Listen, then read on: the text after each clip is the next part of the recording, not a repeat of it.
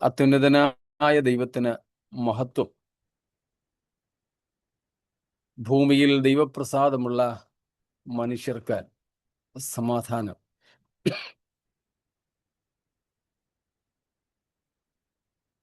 അനിശ്ചിതത്വം നിറഞ്ഞ ലോകത്തിൽ ദൈവം നമുക്ക് നൽകിയിട്ടുള്ള നാളെയെപ്പറ്റി ഉറപ്പ് നിറഞ്ഞ പ്രത്യാശയ്ക്കായി ഞാൻ ദൈവത്തിന് സ്തോത്രം ചെയ്യുന്നു. അതുകൊണ്ട് സങ്കീർത്തനക്കാരൻ പറയും പോലെ നമ്മൾ നിൽക്കുന്ന ഭൂമി നമ്മുടെ കാൽപാദത്തിന്റെ കീഴിൽ നിന്ന് മാറിപ്പോയാലും, ഭൂമി വായ് പിളർന്ന് മാറിപ്പോയാലും നമുക്ക് കുലുക്കം കൂടാതെ നിൽക്കുവാൻ ദൈവം സഹായിക്കുന്നു, കൃപ നൽകുന്നു എന്നതിൽ ദൈവത്തിന് സ്തോത്രം. നാം ഇന്ന് അധിക സമയം ക്ലാസ്സിന് വേണ്ടി എടുക്കുന്നില്ല. ശാരീരികമായ അല്പപ്രയാസങ്ങൾ കൂടെ ഉണ്ട്.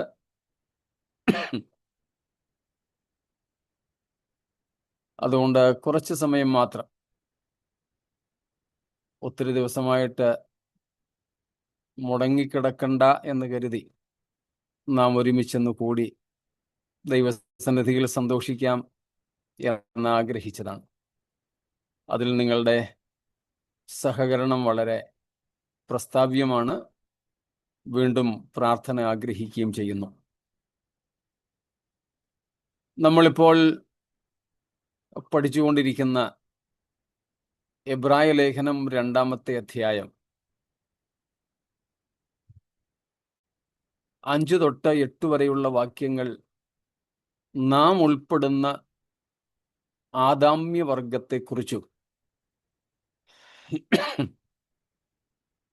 9 മുതൽക്കുള്ള 18 വരെയുള്ള വാക്യങ്ങൾ സമ്പൂർണ്ണ മനുഷ്യനായ ക്രിസ്തുയേശുവിനെ കുറിച്ചുമാണെന്ന് നമ്മൾ ഇതിനോടകം മനസ്സിലാക്കി കഴിഞ്ഞു.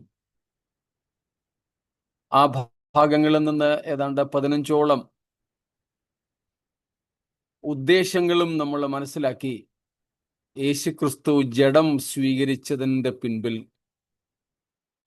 എന്തായിരുന്നു എന്നത്, യേശുവിൻ്റെ മനുഷ്യത്വത്തിൻ്റെ ലക്ഷ്യങ്ങൾ, അത് നിമിത്തം യേശുക്രിസ്തു നമുക്ക് വേണ്ടി നേടിയതെന്തെല്ലാം, നമുക്കുണ്ടായ നേട്ടങ്ങൾ എന്തെല്ലാം എന്നിങ്ങനെയൊക്കെയുള്ള കാര്യങ്ങൾ, 15 കൂട്ടം കാര്യങ്ങൾ നമ്മൾ ആ ഭാഗത്തു നിന്നും കണ്ടു.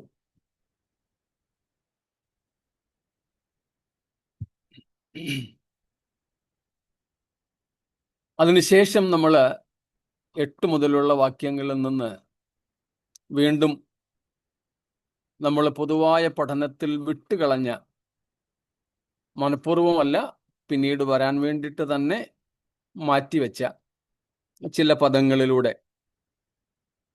ആശയങ്ങളിലൂടെയും നമ്മളിങ്ങനെ യാത്ര ചെയ്യുകയാണ്. 8-ാമത്തെയും 9-ാമത്തെയും വാക്യങ്ങൾ നമുക്കൊന്നും കൂടെ വായിച്ചുകൊണ്ട് അല്പസമയത്തെ ധ്യാനം ഇന്നും നമുക്ക് നടത്താമല്ലോ. സകലവും അവന്റെ കാൽ കീഴാക്കിയിരിക്കുന്നു എന്ന് ഒരുവൻ ഒരിടത്ത് സാക്ഷ്യം പറയുന്നു. സകലവും അവന് കീഴാക്കിയതിനാൽ ഒന്നിനെയും കീഴ്പ്പെടുത്താതെ വിട്ടിട്ടില്ല. എന്നാൽ ഇപ്പോൾ സകലവും അവന് കീഴ്പ്പെട്ടതായി കാണുന്നില്ല.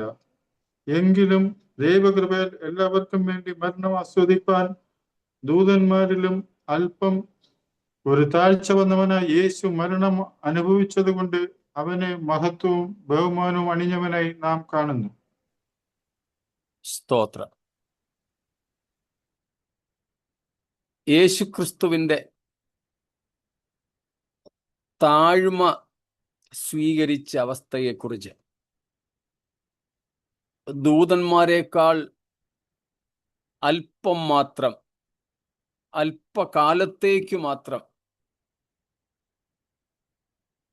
താഴ്ച വന്നവനായ യേശുവിനെ നാം കാണുന്നു. അവിടെ നിങ്ങൾക്ക് ഓർമ്മ കാണും, കഴിഞ്ഞ പ്രാവശ്യം നമ്മൾ നിർത്തിയത് ദൈവകൃപയാൽ എന്ന പ്രയോഗത്തിൽ നിന്നായിരുന്നു.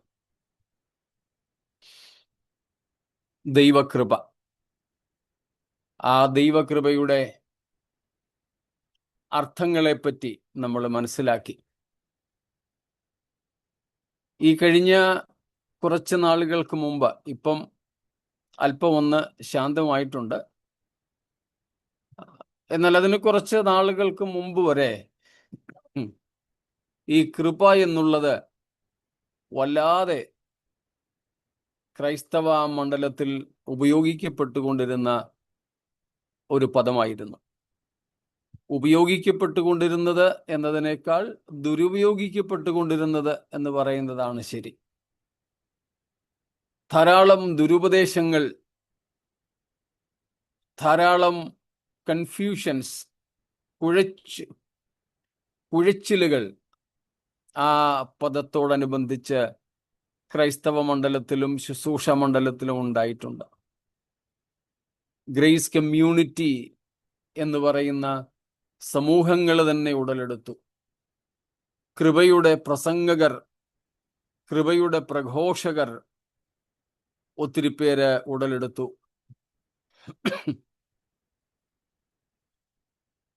പാരമ്പര്യ പെന്തക്കോസ്തുകാരും പിന്നെ ഇങ്ങനെ എന്താണ് പറയുന്നത്, മുള്ളിൽ കിളർത്തു വന്ന ഈ പുതുതലമുറ പെന്തക്കോസ്ത് പ്രസംഗകരും ഒക്കെ തമ്മിൽ വളരെ ഉഗ്രമായ ഉരസലുകളും ഇത് നിമിത്തം ഉണ്ടായിട്ടുണ്ട്. ആ സമയത്തൊക്കെ കൃപ എന്ന വിഷയത്തെക്കുറിച്ച് നമ്മുടെ ഇടയിൽ ധാരാളം ചർച്ച ചെയ്തിട്ടുമുണ്ട് എന്നെനിക്കറിയാം. ആ സമയത്തൊന്നും പക്ഷെ നമ്മൾ ഈ കൂട്ടായ്മകളിൽ ഇല്ലായിരുന്നു എന്നതുകൊണ്ട് നമ്മൾ അതിൻ്റെ ഭാഗങ്ങളായിരുന്നില്ല. ഒരുപക്ഷെ മറ്റേതെങ്കിലുമൊക്കെ കൂട്ടായ്മകളിൽ നമ്മളൊക്കെ അതിൻ്റെ ഭാഗങ്ങളായിരുന്നിരിക്കാം. ഏതായാലും കൃപയുടെ ശരിയായ അർത്ഥം നാം മനസ്സിലാക്കി. കൃപയുടെ പല തലങ്ങളുള്ളതായിട്ടും നമ്മൾ കണ്ടു. വിശ്വാസവും അതുപോലെ തന്നെയാണ്. രക്ഷിക്കുന്ന വിശ്വാസം, രക്ഷിക്കുന്ന ദൈവകൃപ, അതാണ് വളരെ പ്രധാനപ്പെട്ടത്. സ്തോത്രം. അത്ഭുതം നടത്തുന്ന വിശ്വാസമുണ്ട്. ചിലപ്പോൾ വെള്ളത്തെ വീഞ്ഞാക്കുന്ന വിശ്വാസമുണ്ട്. മരിച്ചവരെ ഉയർപ്പിക്കുന്ന വിശ്വാസമുണ്ട്. പക്ഷേ ആ വിശ്വാസം കൊണ്ട് ഒരുവന് ദൈവരാജ്യത്തിലേക്ക് പ്രവേശനമില്ല. അതുപോലെ പലതരത്തിലെ കൃപകളെക്കുറിച്ച് നമ്മൾ പഠിച്ചു. എന്നാൽ the saving grace of God, അതാണ് കർത്താവായ യേശു ക്രിസ്തുവിൻ്റെ ജഡധാരണത്തിൽ വെളിപ്പെട്ടത്. അതാണ് എബ്രായർ 2:9 വെളിപ്പെടുത്തുന്നത്. നാം കണ്ടു, കൃപയുടെ ചരിത്രം ചരിത്രാതീത കാലം മുതൽക്ക് ആരംഭിക്കുന്നതാണ്. The history of grace begins even before the time of history. So, before history, grace was active. നമ്മളത് കണ്ടതാ. അനാദികാലം മുതൽ തന്നെ ദൈവകൃപയുടെ വെളിപ്പാട്. അത് ഏറ്റവും അധികമായി കാണുന്നത് പാപം ചെയ്യുവാനിരിക്കുന്ന മനുഷ്യന് വേണ്ടി ദൈവം തൻ്റെ ഏകജാതനായ പുത്രനെ രക്ഷിതാവായി നിയമിക്കുന്നു, വീണ്ടെടുപ്പുകാരനായി നിയമിക്കുന്നു. God appointing his only begotten Son, the sinless Son of God, even before the creation of the world, as the Redeemer of the mankind who yet to be created. Even before human creation, God made his sinless Son as the atonement and for redemption. That is the very act of the grace of God that was in the past eternity. കഴിഞ്ഞകാല നിത്യതയിൽ മനുഷ്യൻ ഉണ്ടാക്കപ്പെടുന്നതിനു മുമ്പേ, സകല സൃഷ്ടിയുടെയും ആരംഭത്തിനു മുമ്പേ മനുഷ്യൻ പാപത്തിൽ വീഴും, ദൈവത്തിൽ നിന്നും അകലും, ദൈവത്തിന്റെ കോപത്തിന് ഇരയായി തീരും എന്നറിഞ്ഞ സർവകൃപാലുവായ ദൈവം തന്റെ പാപരഹിതനായ പുത്രനെ ഈ പാപ ലോകത്തിനു വേണ്ടി വീണ്ടെടുപ്പുകാരനായി പ്രായശ്ചിത്തമായി നിയമിച്ചത് തന്നെ ദൈവകൃപയുടെ ചരിത്രത്തിന്റെ തുടക്കമാണ്. പക്ഷേ ആ ചരിത്രത്തിന്റെ അക്ഷരീക സാക്ഷാത്കാരം, ആ ദൈവകൃപയുടെ ചരിത്രം ആളത്വരൂപമായി മൂർത്തിമദ്ഭാവമായി മാറുന്നത് ആ ദൈവപുത്രൻ തൻ്റെ ദൈവത്വത്തിന്റെ മഹത്വത്തെ ഉരിഞ്ഞങ്ങോട്ട് മാറ്റിവെച്ചിട്ട് താണുപോയ വീണുപോയ മനുഷ്യന്റെ ആ താഴ്ചയുള്ള ശരീരത്തിൽ താൻ ജഡമെടുത്തു വന്നപ്പോഴാണ്. സ്തോത്രം. The personification of the grace of God is in Jesus Christ.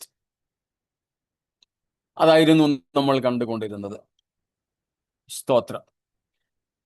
അപ്പോൾ ദൈവകൃപയെക്കുറിച്ച് നമ്മൾ ചിന്തിക്കുമ്പോൾ ഏറ്റവും ഒന്നാമത് നമ്മെ രക്ഷിക്കുന്ന കൃപയെക്കുറിച്ച് തന്നെ വേണം ചിന്തിക്കുവാൻ. രണ്ടാമതായി ദൈവകൃപ എന്ന് പറയുന്നത് നമ്മൾ കണ്ടതുപോലെ enabling grace. That means equipping you and me to become what we are ought to become. But for what we are totally unable and helpless. ദൈവകൃപയുടെ രണ്ടാമത്തെ ഭാഗമെന്ന് പറയുന്നത് ദൈവം നാം എന്താകണമെന്ന് ആഗ്രഹിക്കുന്നുവോ ആയതിലേക്ക് നമ്മെ ആക്കി തീർക്കുന്ന ദൈവിക അംശമാണ്. ആ അവസ്ഥയിലേക്ക് എത്തുവാൻ നമുക്ക് സാധ്യമല്ല, നമുക്കതിന് പ്രാപ്തിയില്ല.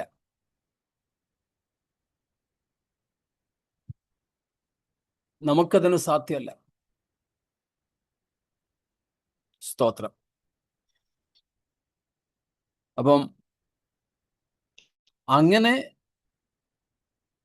നമുക്ക് മാനുഷികമായി സാധ്യമല്ലാത്ത ഒരു ഡിമാൻഡാണ്, നമ്മെക്കൊണ്ട് മാനുഷികമായി പൂർത്തീകരിപ്പാൻ കഴിയാത്ത ഒരു ആഹ്വാനമാണ് ദൈവം നമ്മിൽ നിന്നും വയ്ക്കുന്നത്. അത് ദൈവത്തിൻ്റെ കഴിവുകേടോ ബുദ്ധികേടോ ഒന്നുമായിട്ട് ആരും കരുതരുത്. അത് ദൈവത്തിൻ്റെ നിലവാരമാണ്. നമുക്ക് ആയിത്തീരാൻ കഴിയാത്ത ഉന്നതമായ നിലയിൽ നാം എത്തണമെന്ന ദൈവത്തിൻ്റെ ആഗ്രഹം ദൈവത്തിൻ്റെ നിലവാരമാണ്. Got it? God has a high demand. A high demand that no man can achieve, no man can meet. God also knows it. ദൈവത്തിനും അറിയാവുന്ന കാര്യമാണിത്. ദൈവം മനുഷ്യനിൽ നിന്നും ആഗ്രഹിക്കുന്നത് ഒരു മനുഷ്യനെ കൊണ്ടും സാധിക്കുന്ന കാര്യമല്ലെന്ന്. അപ്പോൾ പിന്നെ ദൈവം വേണ്ടാതനമല്ലേ കാണിക്കുന്നല്ലേ? അങ്ങനെ ചെയ്യാൻ പാടുണ്ടോ? ദൈവത്തിന് തന്നെ അറിയാം ഇത് മനുഷ്യനെ കൊണ്ട് പറ്റുന്ന കാര്യമല്ലെന്ന്. പിന്നെന്തിനാ പാവം മനുഷ്യരെ ഇട്ടിങ്ങനെ കഷ്ടപ്പെടുത്തുന്നേ, അതിനെ ശിക്ഷിക്കുന്നതും? അങ്ങനെ ആരും ചിന്തിക്കരുത്. അത് ദൈവത്തിന്റെ ക്രൂവൽറ്റിയോ അത് ദൈവത്തിന്റെ ഫൂളിഷ്നെസ്സോ ഒന്നുമല്ല. സ്തോത്രം, ഒന്നുമല്ല. പിന്നെന്താ? That again proves the standard of God. God cannot think lower of that minimum standard.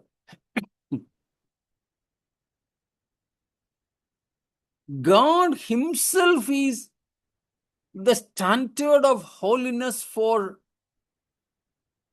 whether himself or human beings. സ്തോത്രം.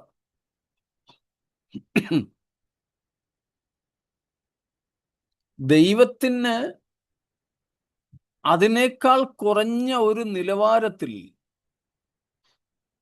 ചിന്തിക്കാനായിട്ട് പറ്റില്ല, ചിന്തിക്കാൻ പറ്റില്ല. അത് ദൈവത്തിന്റെ ഏറ്റവും മിനിമം നിലവാരമാ, സ്റ്റാൻഡേർഡാ.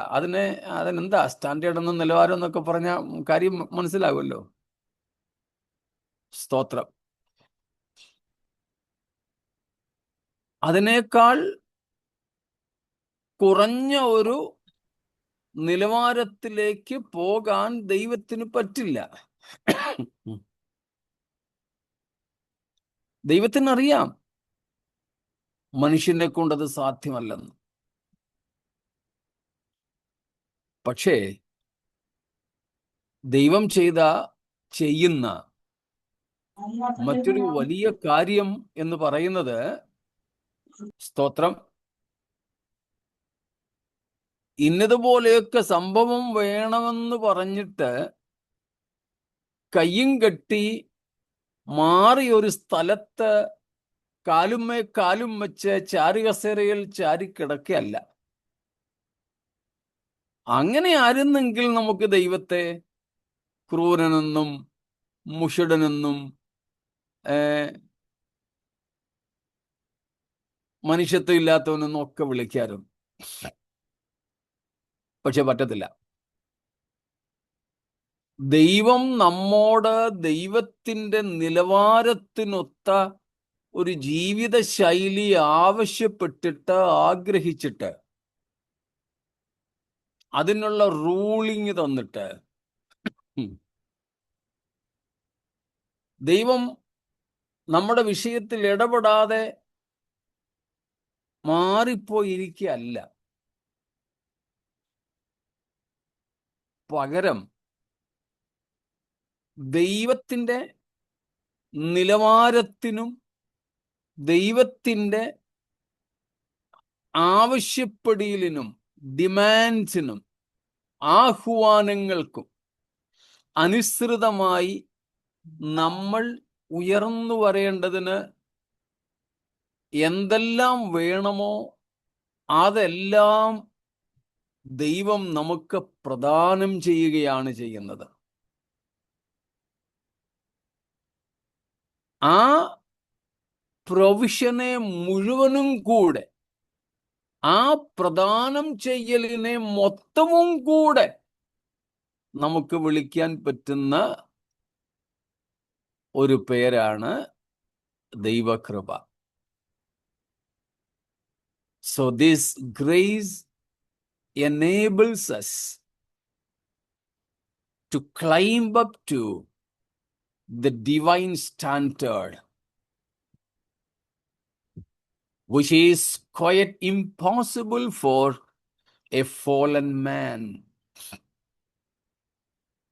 ആദാമ്യവർഗത്തിൽ വീഴ്ച വന്ന മനുഷ്യകുലത്തിൽപ്പെട്ട ഒരുത്തന് ഒരിക്കലും എത്തിപ്പെടാൻ കഴിയാത്ത ദൈവീക നിലവാരത്തിലേക്ക് നമ്മെ കരം പിടിച്ചുയർത്തുന്ന ദൈവത്തിൻ്റെ കരുതലിൻ്റെ പേരാണ് ഈ ദൈവത്തിൻ്റെ കൃപ എന്നുള്ളത്.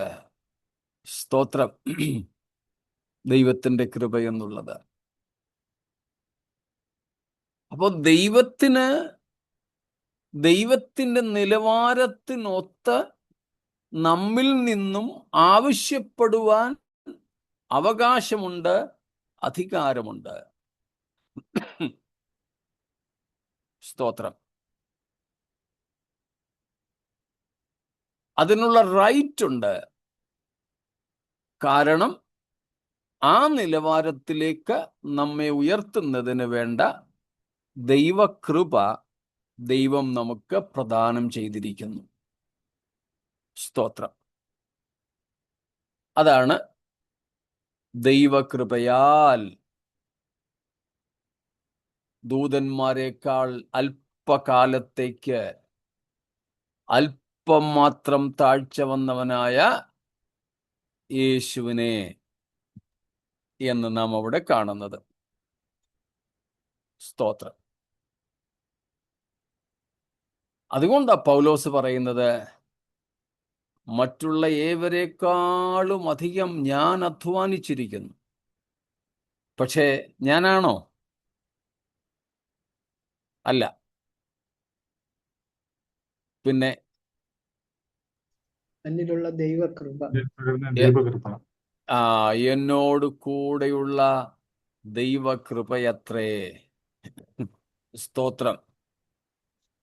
എനിക്ക് സാധിക്കാത്തതിനെ ദൈവത്തിനായി സാധിപ്പിക്കുവാൻ എന്നെ സജ്ജമാക്കുന്ന ദൈവത്തിൻ്റെ അംശമാണ് ഈ ദൈവത്തിൻ്റെ കൃപ. സ്തോത്രം. ആ കൃപ നമുക്കുണ്ടെങ്കിൽ നമുക്ക് ദൈവം നമ്മോട് ആവശ്യപ്പെടുന്ന എന്തും ആയിത്തീരുവാൻ സാധിക്കും. സ്തോത്രം. ദൈവം നമ്മോട് ആവശ്യപ്പെടുന്ന ഏത് നിലവാരത്തിലും നമുക്ക് എത്തിച്ചേരുവാൻ, ഉയർന്നു കയറുവാൻ സാധിക്കും. എന്തുമാത്രം മതി? ദൈവത്തിൻ്റെ കൃപ മാത്രം മതി. സ്തോത്രം.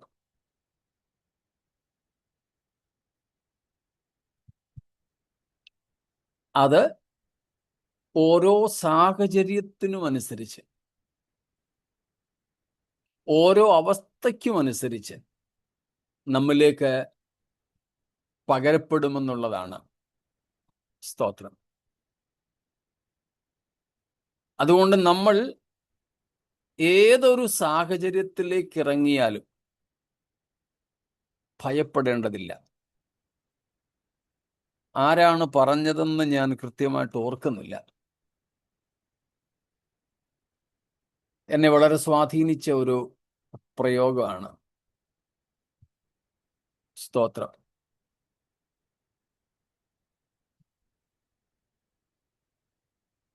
God's Spirit will never take you to a place or a state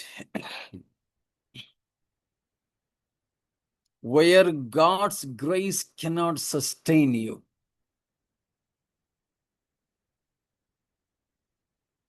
ദൈവത്തിൻ്റെ കൃപയ്ക്ക്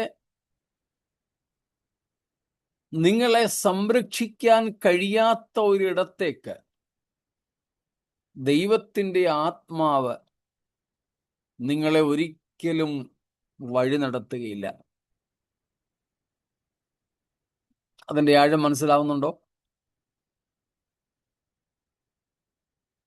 സ്തോത്രം. If the Spirit of the Lord is leading you into the deepest parts of an ocean, don't worry. The grace is capable enough to sustain you even there. സ്തോത്രം. എനിക്ക് ഓർമ്മയുണ്ട്, ചില വർഷങ്ങൾക്ക് മുമ്പ് ഞാൻ ഞങ്ങളുടെ ഡിസ്ട്രിക്റ്റിലെ വല്ലപ്പോഴും ഒക്കെ ഇങ്ങനെ ഓരോ കൊട്ടേഷൻസ് ഒരു മോർണിംഗ് മെസ്സേജ് ആയിട്ടൊക്കെ അയക്കാറുണ്ടായിരുന്നു. ഇപ്പോഴും ചിലപ്പോഴൊക്കെ അയക്കും. അന്ന് ഞങ്ങളുടെ ഡിസ്ട്രിക്റ്റിലെ പാഷേഴ്സിന്റെ ട്രാൻസ്ഫർ ആകുന്ന സമയമാണ്.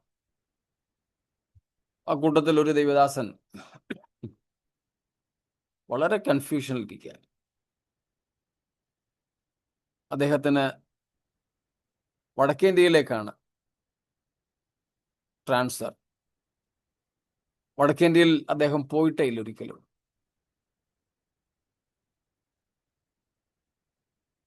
അദ്ദേഹത്തിന്റെ വീട്ടുകാരൊക്കെ എന്നാൽ അങ്ങോട്ടാ വിടുന്നത്, ഇവിടെയെങ്ങും ട്രാൻസ്ഫർ ഒന്നും തരുന്നില്ലെങ്കിൽ അവിടത്തേക്ക് വിട്ടിട്ട് ഇങ്ങനെ നാട്ടിലോട്ട് പോരാ എന്നൊക്കെ പറഞ്ഞ് വിളിച്ചുകൊണ്ടിരിക്കുന്ന സമയമാണ്. അങ്ങനത്തെ ഒരു തീരുമാനം എടുക്കാൻ ഇങ്ങനെ കയ്യാലപ്പുറത്ത് ഇങ്ങനെ ഇരിക്കുമ്പോഴാണ് ഞാനിത് ട്രാൻസ്ഫർ വിഷയങ്ങളെ കുറിച്ച് എനിക്കറിയാമായിരുന്നു. പക്ഷെ ആ ദിവസങ്ങളാണ് ഞാൻ ഈ കൊട്ടേഷൻ എൻ്റെ വായനയിൽ കണ്ടെത്തിയത്. എനിക്ക് വളരെ രസകരം എന്ന് പറഞ്ഞാൽ വളരെ ആത്മീയ രസകരമായി തോന്നി. ഞാനത് ആ ദിവസം രാവിലെ എൻ്റെ ഗ്രൂപ്പിലിട്ടു. അല്പം കഴിഞ്ഞപ്പോൾ തന്നെ അതിലൊരു ദേവദാസൻ എന്നെ വിളിച്ചിട്ട് പറഞ്ഞു, പക്ഷേ ഞാൻ എവിടേക്കാണോ എന്നെ വിടുന്നത് അവിടേക്ക് പോകാൻ തീരുമാനം എടുത്തു കഴിഞ്ഞു. എന്തു പറ്റി? എന്നോടും തന്നെ പറയുന്നേ. പാസ്റ്റർ അയച്ച കൊട്ടേഷനാണ് ദൈവാത്മാവ് എന്നോട് സംസാരിച്ചതായി എനിക്ക് ബോധ്യം തന്നത്. ഏത് സ്ഥലത്തേക്ക് ദൈവം വിട്ടാലും ദൈവത്തിൻ്റെ കൃപയ്ക്ക് സംരക്ഷിക്കുവാൻ കഴിയാത്ത ഒരു മേഖല അതായിരിക്കില്ല എന്ന ബോധ്യം എനിക്ക് തന്നു. വളരെ നന്നായ കാര്യം നമ്മൾ മനസ്സിലാക്കിക്കൊള്ളണം. Wherever the Spirit of the Lord leads you and me, we are not beyond the hands of the grace.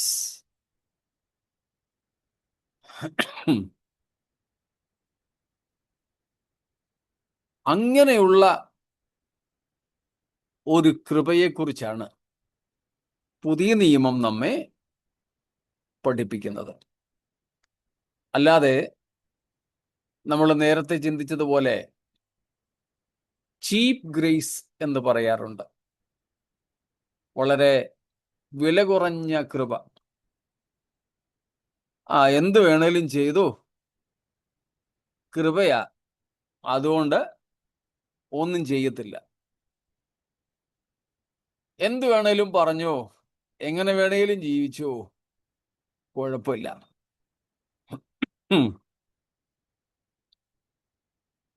അതിനെ പൊതുവെ വിളിക്കുന്നത് ചീപ്പ് ഗ്രേസ് എന്ന്. അയ്യോ, ദൈവകൃപയെ അങ്ങനെ തരം താഴ്ത്തരുത്. എന്തും ചെയ്യുന്നതിനുള്ള അനുവാദമായി ദൈവകൃപയെ തരം താഴ്ത്തി കാണരുത്. എങ്ങനെയും ജീവിക്കുന്നതിനുള്ള അനുവാദമായി, ലൈസൻസായി ദൈവകൃപയെ വില കുറച്ച് കാണരുത്. വളരെ വിലയേറിയതാ. അതിന് വില കൊടുക്കാൻ കഴിയാത്തത് കൊണ്ട് തന്നെയാണ് സൗജന്യമായി നൽകപ്പെടുന്നത്. വില കൊടുക്കാൻ നമുക്ക് ആർക്കെങ്കിലും കഴിയുമായിരുന്നെങ്കിൽ അങ്ങനെയുള്ളവരോടെങ്കിലും വില വാങ്ങിയനെ. സ്തോത്രം. ഇല്ല, ദൈവകൃപ ഒരു തരത്തിലും നമുക്ക് വില കൊടുക്കുവാൻ കഴിയാത്തതായതുകൊണ്ട് സൗജന്യമായി നമുക്ക് നൽകപ്പെടുകയാണ്. ഉം. ഉം. സ്തോത്രം. റോമലേഖനം 3-ാം അധ്യായത്തിന്റെ 24-ാമത്തെ വാക്യം. റോമൻസ് 3:23.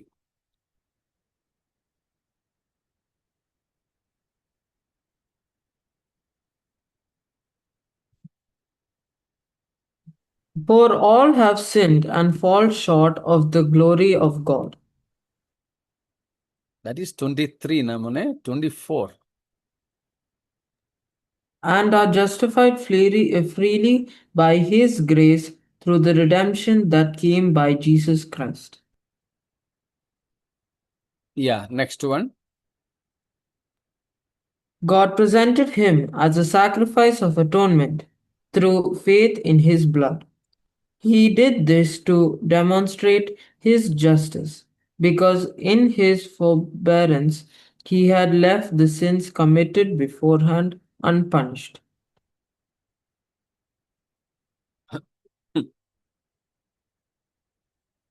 കർത്താവായ യേശുക്രിസ്തുവിന്റെ ക്രൂശിലെ വീണ്ടെടുപ്പ് മൂലം സൗജന്യമായിട്ടാണ് നമ്മെ നീതീകരിക്കുന്നത്. സൗജന്യമായി. It's very free gift. Free gift. സൗജന്യമായുള്ള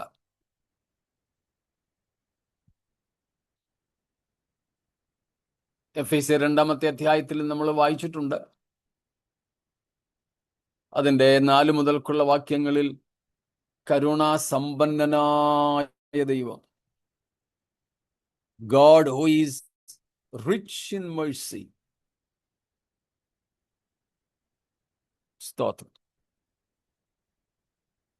ഒരു ചോദ്യം വന്നു,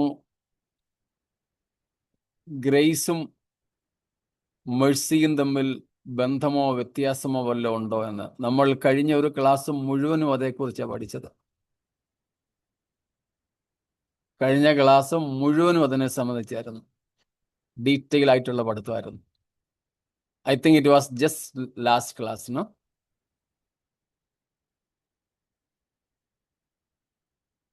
Yes, Pastor. യാ. ബന്ധവും വ്യത്യാസവും എല്ലാം നമ്മളതിൽ പഠിച്ചതാണ്. ആ ക്ലാസ് ഒന്ന് കേട്ടാൽ മതി, ഇതിന് ഉത്തരവായിക്കൊള്ളും. അല്ലെങ്കിൽ അതിനുവേണ്ടി വീണ്ടും ഒരു ക്ലാസ്, ഫുൾ ക്ലാസ് വേണ്ടി വരും.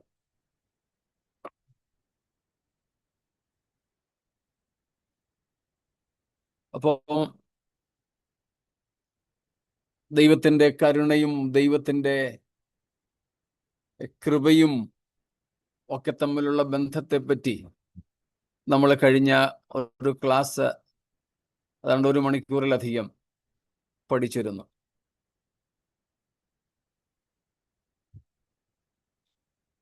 അത് നമ്മൾ ത്രിയേകത്വത്തെ പറ്റി പഠിച്ച സമയത്ത് ദൈവത്തിൻ്റെ സ്വഭാവത്തെക്കുറിച്ച് പഠിച്ചതിൻ്റെ ഒരു ആവർത്തനം കൂടെയായിരുന്നു.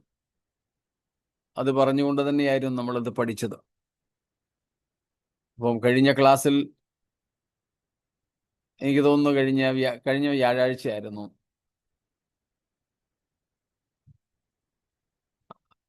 അതുകൊണ്ട് അതിലേക്ക് മടങ്ങി പോകുന്നില്ല. അന്നത്തെ ക്ലാസ് ഒന്ന് കേട്ടാൽ മതിയാവും. റെക്കോർഡിംഗ് ഉണ്ടാവുമല്ലോ. 30th. 30th. യാ, 30-ാം തീയതി ക്ലാസ്. 30-ാം തീയതി വ്യാഴാഴ്ച തന്നെ. ത്രിയേകത്വത്തിന്റെ ക്ലാസ്സിൽ ട്രൈയൂൺ ഗോഡിന്റെ 14th 25 മെയ് 2020 ക്ലാസ്. ഈ വിഷയങ്ങളോ? Twin okay. Daughters Mercy and Grace. Yeah. ഇനിയിപ്പം അതില്ലെങ്കിൽ കൂടെ നമ്മൾ അതേ വിഷയം തന്നെയായിരുന്നു ഈ വിഷയത്തിൽ കഴിഞ്ഞ വ്യാഴാഴ്ച എടുത്തത്. സ്തോത്രം. Thank you.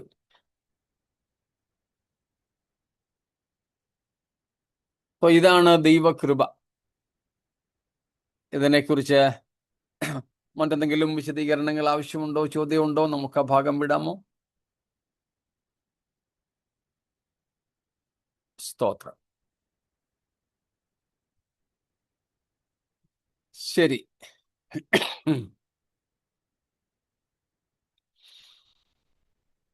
ഒരു കൊച്ചു കാര്യം കൂടെ പറഞ്ഞ് നമുക്ക് നിർത്താം എന്ന് കരുതുന്നു ഇന്നത്തെ നമ്മുടെ ക്ലാസ്.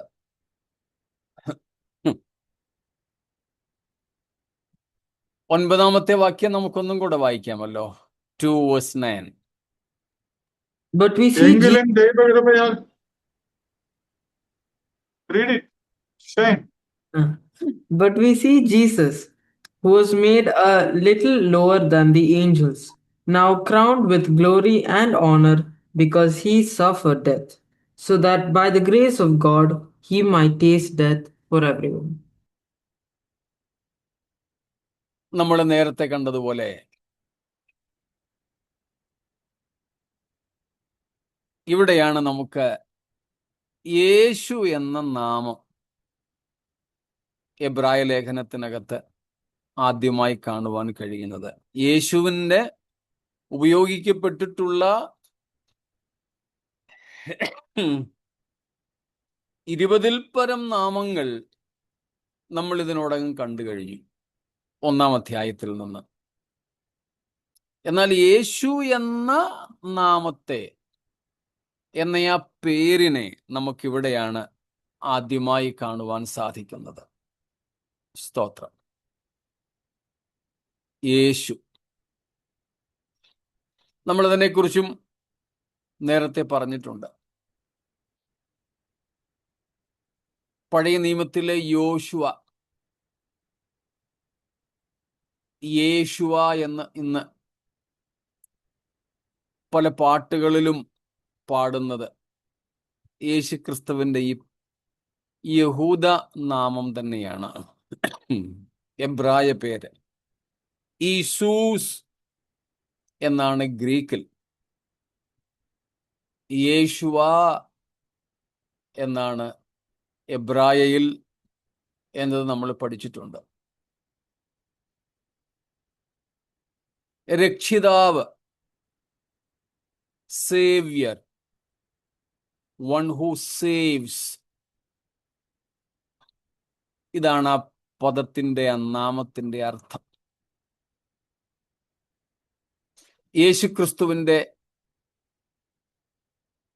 ഏറ്റവും പ്രധാനപ്പെട്ട കർത്തവ്യവുമായി ബന്ധപ്പെട്ട പേരാണത്. യേശുക്രിസ്തു ഭൂമിയിൽ വന്നപ്പോൾ യേശുക്രിസ്തുവിൻ്റെ ഏറ്റവും പ്രധാനപ്പെട്ട കർത്തവ്യവുമായി ബന്ധപ്പെട്ട പേര്. യേശുക്രിസ്തു ജഡത്തിൽ വെളിപ്പെട്ടതിൻ്റെ പല ഉദ്ദേശങ്ങൾ നമ്മൾ ഇതിനോടകം കണ്ടു കഴിഞ്ഞല്ലോ. അതൊന്നും നമ്മളിവിടെ ആവർത്തിക്കുന്നില്ല. എന്നാൽ ഈ പേര് മറിയയ്ക്ക് നിർദ്ദേശിക്കുന്നത് ഗബ്രിയേൽ ദൈവദൂതനാണെന്ന് നമുക്ക് മത്തായി 1:21 വാക്യത്തിൽ നിന്നും അറിയാം. അവിടെ ഗബ്രിയേൽ പറയുന്നുണ്ട്, നീ ഒരു മകനെ പ്രസവിക്കും, അവന് നീ യേശു എന്ന് പേരിടണം. കാരണം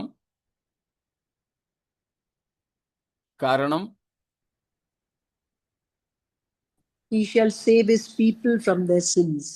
from their sins. അവൻ തൻ്റെ ജനത്തെ അവരുടെ പാപങ്ങളിൽ നിന്നും രക്ഷിപ്പാനിരിക്കൊണ്ട് നീ അവനെ യേശു എന്ന് പേർ വിളിക്കണം. സ്തോത്രം. ചിലരൊക്കെ യേശു രക്ഷിക്കുന്നവനെന്ന് പറയുമ്പോൾ തെറ്റിദ്ധരിക്കാറുണ്ട്. അതായത് ഈ പാർട്ടി ഭാഷയില അവര് ഈ രക്ഷകൻ രക്ഷിക്കുക എന്ന പദത്തെ മനസ്സിലാക്കുന്നത്. പൊളിറ്റിക്കൽ പാർട്ടിയുടെ ഭാഷ എന്താണെന്ന് നിങ്ങൾക്ക് അറിയാമായിരിക്കുമല്ലോ. പാർട്ടിക്ക് വേണ്ടി നിങ്ങൾ പോയി കൊല്ലുകയോ തിന്നുകയോ കൊള്ളയടിക്കുകയോ എന്തൊക്കെ വേണേ ചെയ്തോ, പാർട്ടി നിന്നെ സൂക്ഷിക്കും, രക്ഷിക്കും. പോലീസിന് പിടികൊടുക്കാതെ, നിയമത്തിന്റെ കീഴിൽ നിന്നെ കൊണ്ടുവരാതെ, ഇനി അഥവാ പിടിക്കപ്പെട്ടു പോയാൽ കടുത്ത ശിക്ഷയൊന്നും കിട്ടാതെ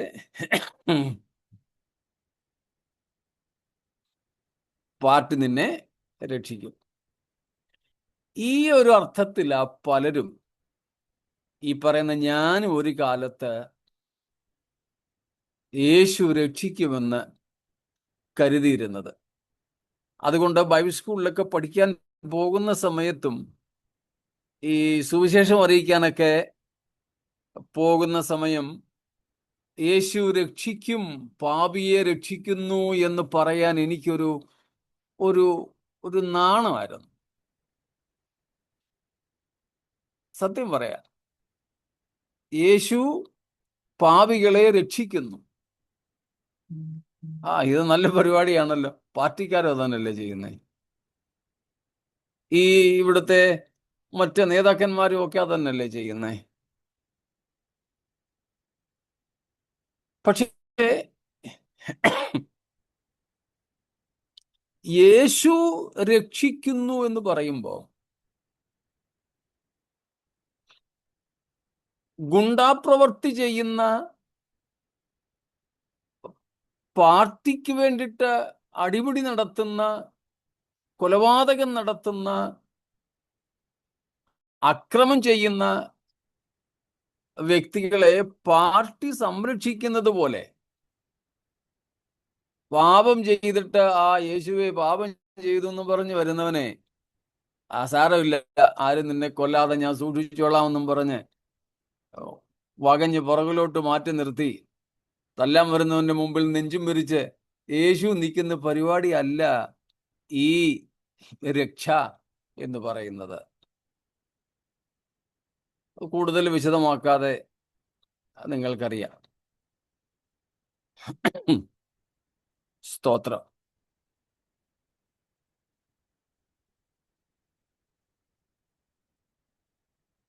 യേശു പാപികളായ മനുഷ്യരെ രക്ഷിക്കുന്നത് അവർ പാപികളല്ലെന്ന് അവരെ തെറ്റായി ന്യായീകരിച്ചുകൊണ്ടല്ല. ലോകത്തിലെ ഒരു വക്കീല് പോലും,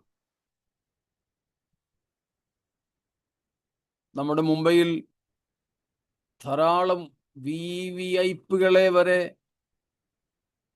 വെറുതെ വെടിവെച്ച് വീഴ്ത്തിയ, പാകിസ്ഥാനിൽ നിന്നും നുഴഞ്ഞു കയറിയ ഭീകരന്മാരിൽ ഒരുത്തനെ ജീവനോട് പിടിച്ചു, അജ്മൽ കസബ്. ആ കസബിനു വരെ ഇവിടെ നമ്മുടെ ഇന്ത്യയിൽ നിന്ന് ഇന്ത്യൻ ഗവൺമെന്റിന്റെയും ഇന്ത്യൻ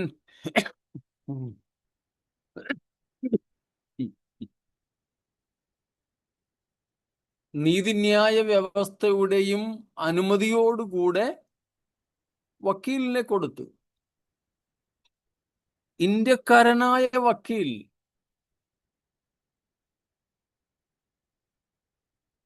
ഈ പാകിസ്ഥാനിൽ നിന്നും നുഴഞ്ഞു കയറിയ തീവ്രവാദിയായ കസബിനു വേണ്ടി എന്താ വാദിച്ചത്? അവൻ കുറ്റക്കാരനല്ലെന്ന് തെളിയിക്കാനാ. അതേ പറ്റൂ. എന്നിട്ട് അവന് ലഭിക്കാൻ പോകുന്ന വധശിക്ഷ, ക്യാപിറ്റൽ പണിഷ്മെന്റിൽ നിന്ന് അവനെ മോചിപ്പിക്കുക. നമ്മുടെ കേരളത്തിൽ ഒരു ആളൂർ ഉണ്ടായിരുന്നല്ലോ, ഒരു വക്കീൽ, അഡ്വക്കേറ്റ് ആളൂർ. ഗോവിന്ദച്ചാമി എന്ന പേര് നമുക്കൊക്കെ ഇന്ന് പേടിയോ വെറുപ്പോ ഒക്കെ ഉളവാക്കുന്നതാ. പാവം ഒരു പെൺകുട്ടിയെ ക്രൂരമായി കൊലപ്പെടുത്തിയ മനുഷ്യൻ.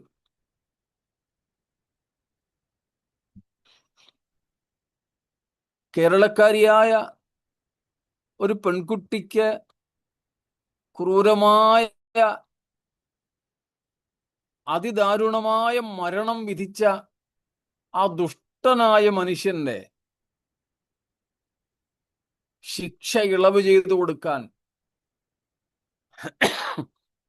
ഗോവിന്ദച്ചാമി കുറ്റക്കാരനല്ല എന്ന് തെളിയിക്കാനും ഈ ആളൂർ എന്ന വക്കീൽ സുപ്രീം കോടതി വരെ പോയി.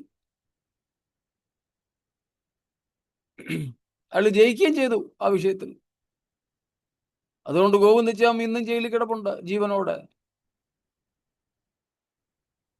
ഇടയ്ക്ക് ജയിലിൽ ചാടുകയും ചെയ്യും.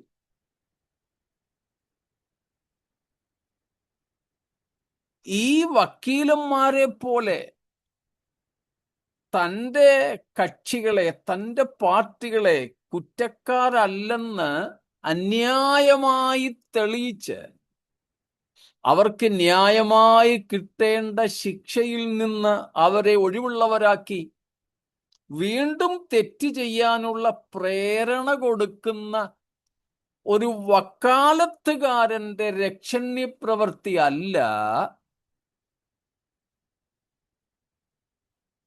എബ്രായ ലേഖനം 2-ാം അധ്യായം 9-ാം വാക്യം വെളിപ്പെടുത്തുന്ന നസറായനായ യേശു ചെയ്യുന്നത്. പകരം അവൻ വെറും ഒരു വക്കീല് മാത്രമല്ല,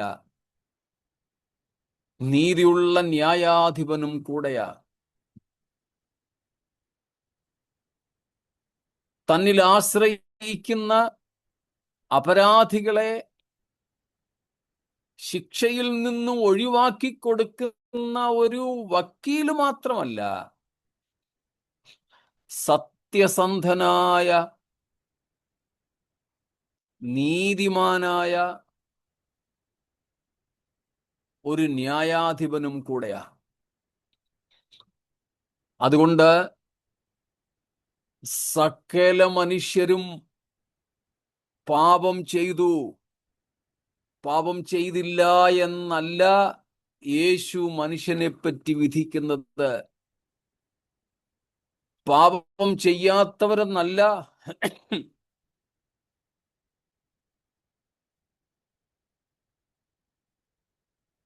പാപം ചെയ്യാത്തവരെന്നല്ല മനുഷ്യരെ പറ്റി യേശുക്രിസ്തുവിന്റെ വിധി പ്രസ്താവം. അവരൊന്നും അങ്ങനെ ചെയ്തിട്ടില്ല, അതുകൊണ്ട് അവരെ അങ്ങനെ ശിക്ഷിക്കാൻ ഒക്കത്തില്ല എന്നല്ല പറയുന്നത്. ദൈവീയ കോടതിയുടെ മുമ്പിൽ സത്യസന്ധനായ നീതിമാനായ കർത്താവ്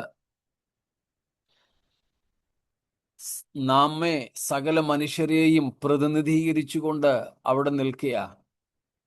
സ്വർഗീയ കോടതിയുടെ പ്രസ്താവന മുഴുവനും അതേപടി ശിരസാവഹിക്കുന്നു.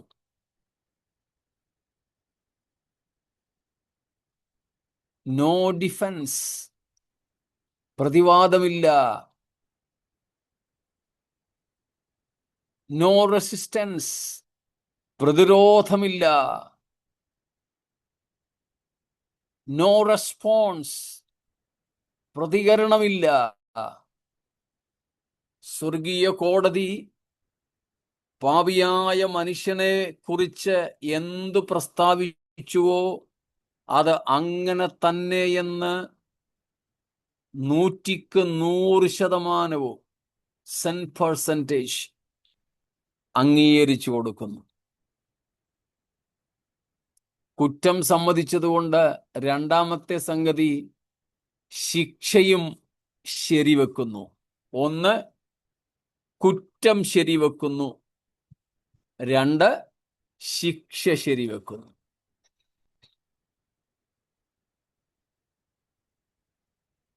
ഇനിയുമാണ് മൂന്നാമത്തെ ചോദ്യം, വാട്ട് ഈസ് നെക്സ്റ്റ്? ഇവരെ മുഴുവനും അരിഞ്ഞു കളയട്ടെ.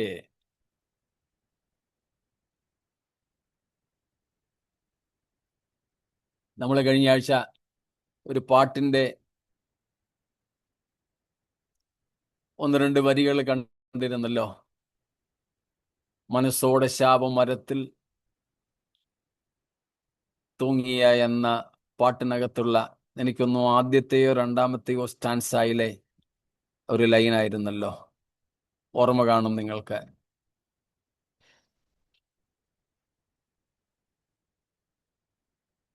പരമൻ നീതിയൻ പരമനീതിയൻ ദുരിതത്താൽ എന്നെ അരിവാൻ നിന്നൊരു നേരം പരമൻ നീ അതാൽ അരിയപ്പെട്ടിടാൻ ഇറങ്ങി വന്നു. കണ്ടോ? അപ്പൊ 3 കാര്യങ്ങളാ. യേശു രക്ഷിതാവെന്ന് പറയുന്നത് എങ്ങനെയല്ലെന്ന് ഞാൻ പറഞ്ഞു. അത് മനസ്സിലായി കാണുമായിരിക്കും. ആവർത്തിക്കണ്ടല്ലോ. വക്കീലന്മാരുടെയും പാർട്ടി നേതാക്കന്മാരുടെയും രക്ഷണീയ പ്രവൃത്തി അല്ല യേശുവിന്റെ രക്ഷണീയ പ്രവൃത്തി. അതിനു പകരം, അതിന് വിപരീതമായും സ്വർഗീയ കോടതി മനുഷ്യനെ കുറിച്ച് വിധിച്ച കുറ്റം വിധിക്കുന്നത് അത് അങ്ങനെ തന്നെ ഏറ്റെടുക്കുന്നു. അതുകൊണ്ട് ശിക്ഷ വിധിച്ചതും അതെ എന്ന് പറഞ്ഞ് ഏറ്റെടുക്കുന്നു. എങ്കിൽ പിന്നെ ദൈവത്തിന്റെ പരമനീതി ഈ മനുഷ്യരെ മുഴുവനും അരിഞ്ഞു കളയട്ടെ, കുറ്റവും ശിക്ഷയും അവർക്ക് യോഗ്യമാണല്ലോ. അപ്പോഴാണ് യേശു എന്ന രക്ഷിതാവിന്റെ ഏറ്റവും പ്രധാനപ്പെട്ട വെളിപ്പാട്. ആ 3-ാമത്തെ തലത്തിൽ വരികയാണ്. സ്വർഗീയ പരമ കോടതിയെ, അവിടുത്തെ വിധിപ്രസ്താവത്തിന് മുമ്പിൽ മാനവജാതി മുഴുവനും കുറ്റവാളികളാണ്, പാപികളാണ്. അവർ മുഴുവനും നിത്യശിക്ഷയ്ക്ക് അർഹരാണ്. എന്നാൽ ഇവിടെ ഇതാ, അവർക്ക് പകരം ഞാൻ അവരോട് അങ്ങേക്ക് എന്തൊക്കെ ചെയ്യണമോ, അങ്ങയുടെ നീതിക്ക് അവരോട് എന്തൊക്കെ ചെയ്യണമോ അതെല്ലാം എൻ്റെ പേരിൽ കണക്കിട്ടുകൊള്ളുക. സ്തോത്രം. അവർ എന്തിനെല്ലാം യോഗ്യരാണോ അതെല്ലാം ഞാൻ സഹിച്ചുകൊള്ളാം. പക്ഷെ പകരം ഞാൻ എന്തായിരിക്കുന്നുവോ അത് അങ്ങ് അവരെ ആക്കി തീർക്കുക. കാര്യം മനസ്സിലാവുന്നുണ്ടല്ലോ? ലളിതമല്ലേ? സ്തോത്രം. സ്വർഗീയ കോടതിക്ക് അതങ്ങ് പ്രസാദമായി. സ്വർഗീയ കോടതി അത് ശരിവെച്ചു. ശരി എങ്കിൽ ഈ സകല മാനവജാതിയുടെയും പാപം നിന്റെ മേൽ ചുമത്തും. സകല മാനവജാതിയുടെയും പാപം നീ ഏറ്റെടുക്കണം. ഉവ്വ്, ഞാൻ ഏറ്റെടുക്കാം.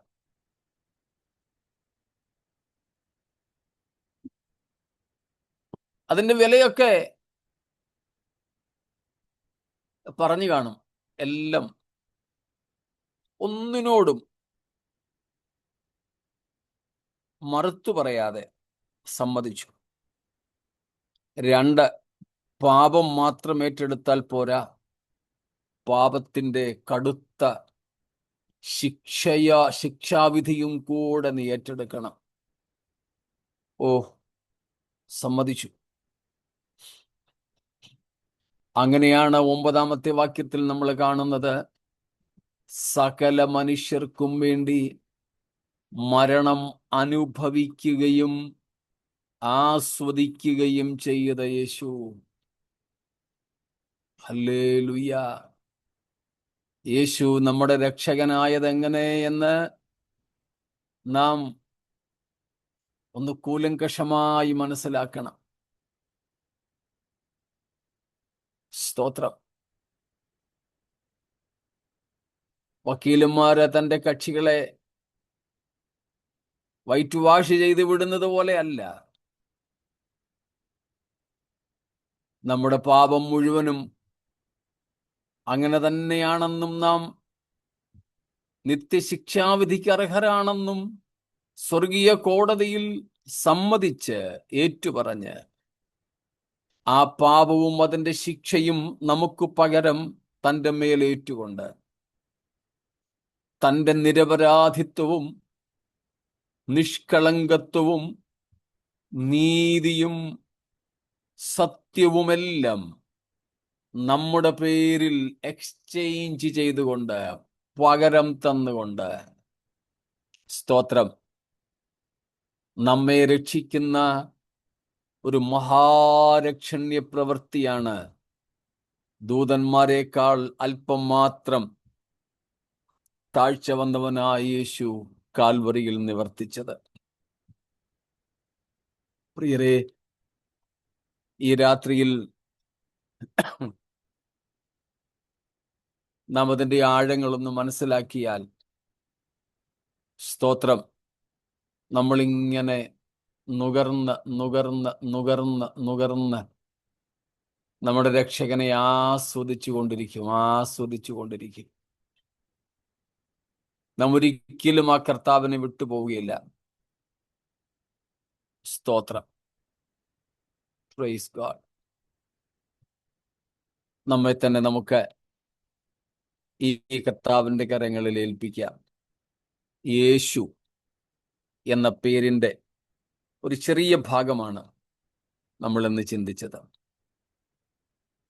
ഇതുവരെ പറഞ്ഞ കാര്യങ്ങളിൽ എന്തെങ്കിലും മനസ്സിലാകാതെ ഉണ്ടോ?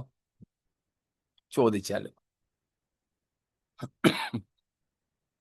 ആ എക്സ്ചേഞ്ച് ചെയ്ത് പറഞ്ഞ ആ സെന്റൻസ് ഒന്ന് റിപ്പീറ്റ് ചെയ്യാം. ഇപ്പം പറഞ്ഞ അടുത്ത് നമ്മുടെ പാപം യേശുവിന്റെ മേലാക്കിയിട്ട് യേശുവിന്റെ നീതി നമ്മുടെ മേലാക്കി. നമ്മുടെ അനുസരണക്കേട് യേശു ഏറ്റെടുത്തു. യേശുവിന്റെ അനുസരണം നമ്മുടെ പേരിൽ കണക്കിട്ടു. ഇങ്ങനെ കാൽവറി എന്ന് പറയുന്നത് ഒരു എക്സ്ചേഞ്ചിങ് മൗണ്ടൻ ആണ്. പാപികളായ നമ്മുടെ ഭാഗത്തു നിന്നുള്ള ശാപഗ്രസ്തമായ പാപപങ്കിലമായ ശിക്ഷാർഹമായ പലതും യേശുവിന്റെ മേൽ ചുമത്തിയിട്ട് പകരം യേശുവിൻ്റേത് നമ്മുടെ പേരിൽ കണക്കിടുന്ന ആ ഒരു എക്സ്ചേഞ്ചിങ്. പാപം യേശു ഏറ്റെടുത്തിട്ട് നമ്മെ വിശുദ്ധരാക്കി. നമ്മുടെ അനുസരണക്കേട് യേശു ഏറ്റെടുത്തു. നമ്മെ അനുസരണമുള്ള മക്കളെ പോലെ കർത്താവ് കണ്ടു. നമ്മുടെ മരണം യേശു ഏറ്റെടുത്തു. നമുക്ക് തൻ്റെ ജീവനെ പകർന്നു. നമ്മുടെ ശാപം യേശു വഹിച്ചു, എക്സ്ചേഞ്ച് ചെയ്തു. എന്തുവാ? അനുഗ്രഹം. സ്തോത്രം. നമ്മുടെ ശത്രുത്വം യേശു ഏറ്റെടുത്തു, നമുക്കിങ്ങോട്ട് തന്നു പുത്രത്വം. ഇങ്ങനെ ഒത്തിരി കാര്യങ്ങളുണ്ട്. ഇതാണ് എക്സ്ചേഞ്ച് എന്ന് പറഞ്ഞതിന്റെ അർത്ഥം. Thank you. Praise the Lord. സ്തോത്രം.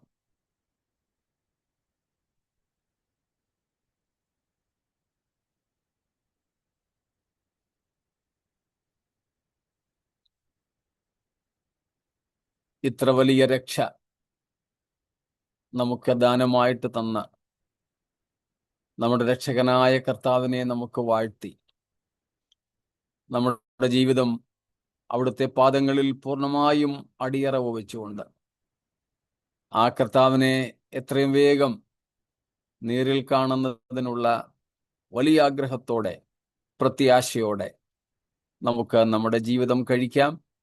ദൈവമായ കർത്താവ് നമ്മെ ഈ വചനങ്ങളാൽ അനുഗ്രഹിക്കുമാറാകട്ടെ.